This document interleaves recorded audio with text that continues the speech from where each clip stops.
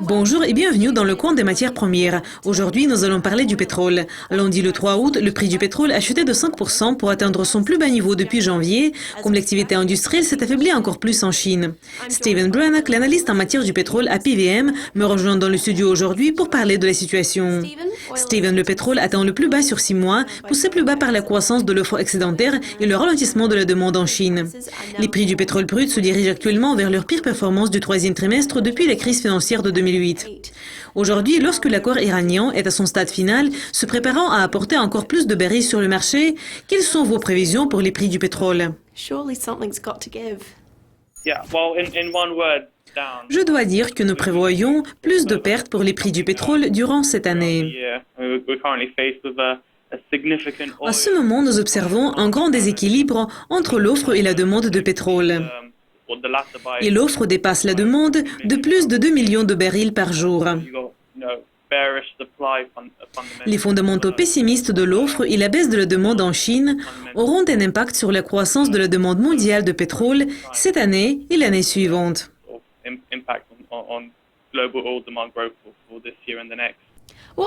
Et comment un excédent potentiel du pétrole pourrait influencer les autres marchés? Les candidats évidents sont les marchés des matières premières, où les métaux industriels ont atteint des plus bas pluriannuels récemment, en raison des signes du déclin de la croissance du PIB de la Chine, ce qui reflète la chute des prix du pétrole. Les devises liées aux matières premières subissent également une pression. Le dollar canadien et le rouble russe ressentent une influence des prix du pétrole, comme ils se déprécient par rapport au dollar américain.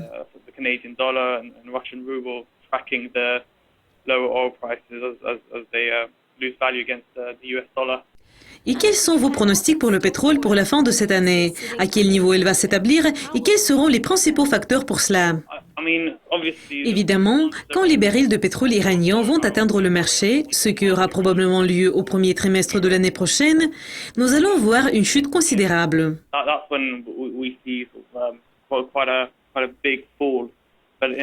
Mais en attendant, nous voyons une baisse progressive.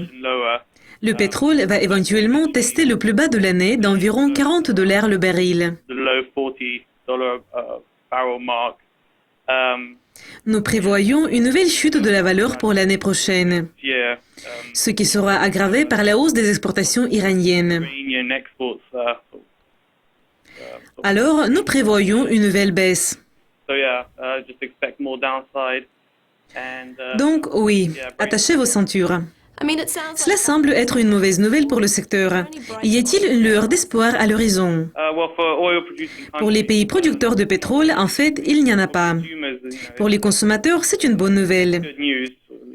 Les prix sont plus bas à la pompe à essence et donc beaucoup de gouvernements des pays consommateurs de pétrole ont la possibilité de supprimer les subventions existantes et potentiellement augmenter les taxes sur le carburant. Nous prévoyons une période prolongée de la baisse des prix et comme toujours, nous aurons des gagnants et des perdants.